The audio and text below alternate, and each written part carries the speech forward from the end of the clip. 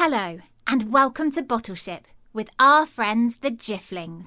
If you enjoy the show, please leave a review and share the podcast with your friends.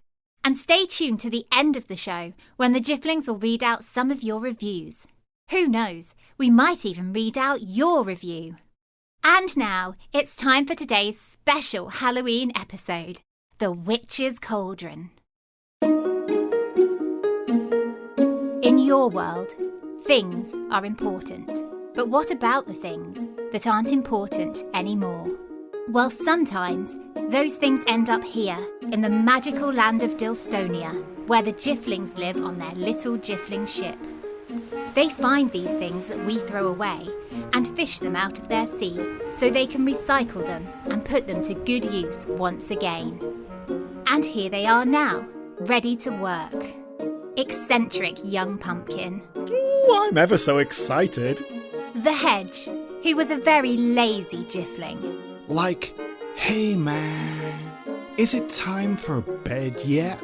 Miss Katie, who loves fixing things and dressing up. Sometimes I like both together. Albert, the ship's gardener.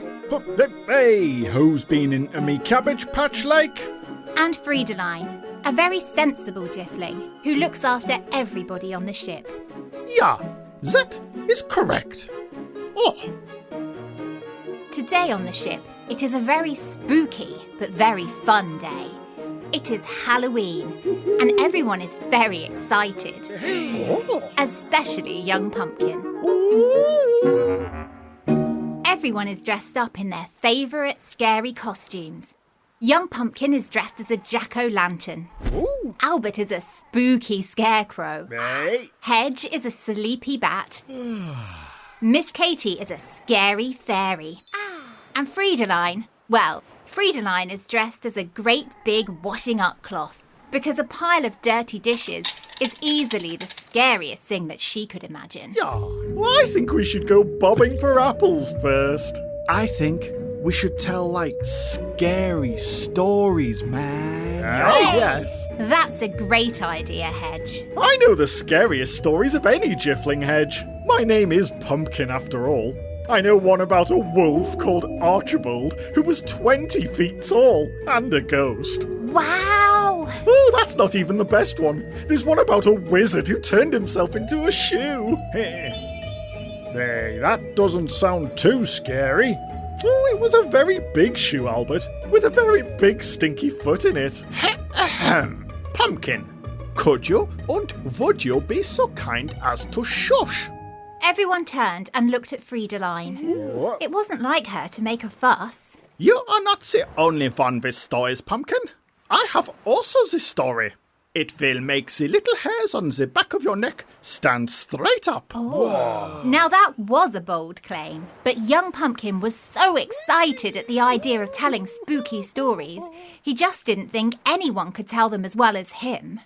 Oh, Friedeline, you are funny. Imagine you telling a scary story. No, I don't think that will happen. You don't look scary at all. All the Jifflings loved Halloween, Hey. and they all loved to hear a spooky tale. Yay. But they didn't like it when a Jiffling felt left out, and they could see that Friedeline looked very upset. Oh. She really wanted to tell a scary story too, but young Pumpkin was so excited by all his ideas of ghouls and goblins that he just hadn't noticed Friedeline's sad face. Oh. Maybe Friedeline could tell the first scary story, young Pumpkin. Oh, fiddlesticks. Just look at Friedeline. She's good at cleaning, not scaring. You only have to take one look at me to know I am the most spine-chilling Jiff. What's that, Jifflings? It's the sound of an object that has been lost or thrown away on Earth and now has found its way into the ship's net. The Jiffs all scampered to the front of the ship and gathered around to help heave in the object.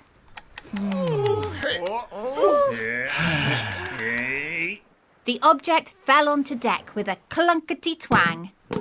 It was black and hollow, with a great big handle on top. I think that's a bird bath, so any birds that fly by can have a bath. No, man. That's like a second helping scoop for scooping up a delicious second dinner. Then Albert stepped forward, for he knew exactly what the object was.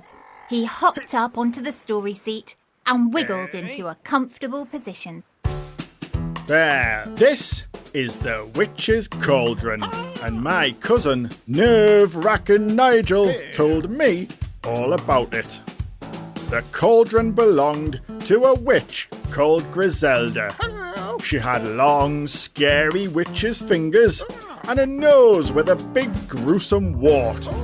Everybody said she looked just like a witch should do, and everywhere she went, she brought a scary witch's cauldron so she could make a famous witch's brew.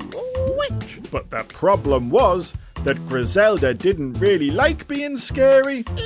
In fact, what she really liked was making lovely cakes and buns instead of brews, because her favourite thing to do was baking. Well, when Halloween came around, Griselda decided she wasn't going to make her witch's brew. This year, she wanted to bake lovely treats for all the other creatures in the forest. So she made spooktacular brownies and mummified muffins that filled her cottage with delicious smells. But when she tried to give them away, nobody would take them because they said she was a witch and witches were only good at making witch's brew. Now Griselda was sad, but then she heard a small squawky sound coming from her attic. She tiptoed upstairs and high up in the beams she saw a sad Mrs. Bat. Please don't be scared of me. I was trying to find my cave and I got lost and I'm ever so tired and hungry and this house smells so delicious. But there's nothing to eat here after all. Well, Griselda's eyes got very wide and she ran downstairs and returned with arms full of her best delicious nibbles. Oh, Mrs. Bat, I have lots to eat, and I'd be delighted if you had as much as your tummy can hold. Well, Mrs. Bat flew down and had a great time eating up all the yummy treats. Soon, Mrs. Bat felt much better, and she flew back to her cave, telling everyone along the way what a fantastic baker Griselda was, even if she didn't look like one. Soon, there were so many woodland creatures queuing up to eat Griselda's cakes that she turned her cottage into a cafe, and her cauldron got lost under all the baking trays until Griselda forgot about it altogether. And because Griselda forgot all about her cauldron, it's ended up here. Oh, but what will we do with it? That's a good question, Friedeline. After all, the Jifflings reuse everything they find. Why don't we use it as a spooky basket to hold all of our treats in when we go trick-or-treating? Hey, what about like a cobweb scooper for scooping up all of the cobwebs? I'm not sure you're meant to scoop away cobwebs, Hedge. That is a spider's bed after all. Why don't we turn it upside down so it can be a stage that we each stand on to tell our scary stories? And I think Friedeline should tell the first one. Yeah. Oh, young pumpkin, what a lovely idea. Griselda would be proud. Everyone gathered around at the back of the ship as Friedeline proudly leapt up onto their new spooky stage and started to tell her ghastly story. It really was quite fearful, and she even added some spooky noises. Boo! And all the Jifflings agreed that even though Friedeline didn't look very scary, her story certainly was. And then, after so much excitement, it was time for bed. Good night, young pumpkin. Good night. Good night, Albert. Hey, I'll see you in the morning, like. Good night, Friedeline. And it is a good night. Yeah. Good night, Miss Katie. Night-night. Good night, Hedge. Hedge? Oh, I think the hedge is asleep already. And goodbye to you too, wherever you are. Maybe next time you see a thing that you might throw away, you'll stop and see if you can use it again, just like our friends the Jifflings. And maybe the thing you use again will have a story to tell too. Goodbye. Thank you for listening to Bottleship. We'll have a new episode up every 2 weeks.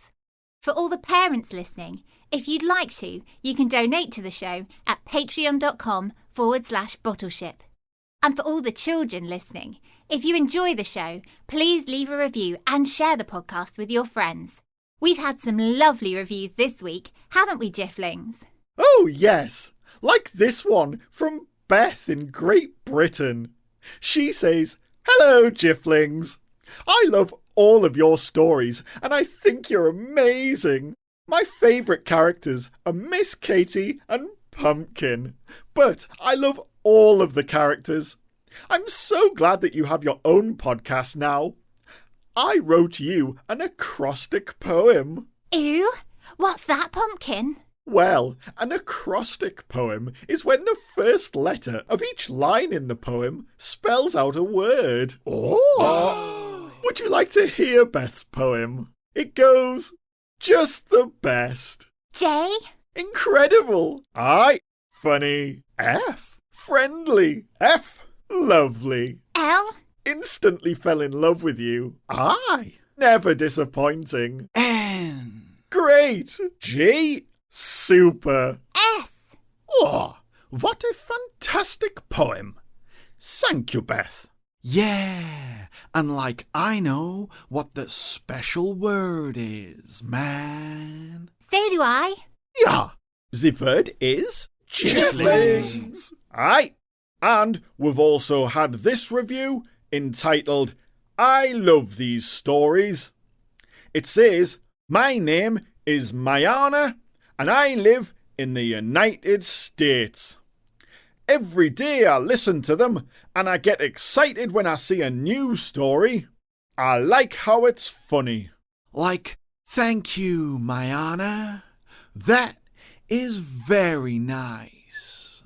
Almost as nice as lunchtime, man." That's right, Hedge. Thank you, Jifflings. And once again, thanks to all of you for listening to Bottleship. And if you like listening to stories, why not check out our sister podcast, Storytime, for children of all ages. Thanks again, and we'll bring you more exciting adventures with our friends the Jifflings very soon. Goodbye.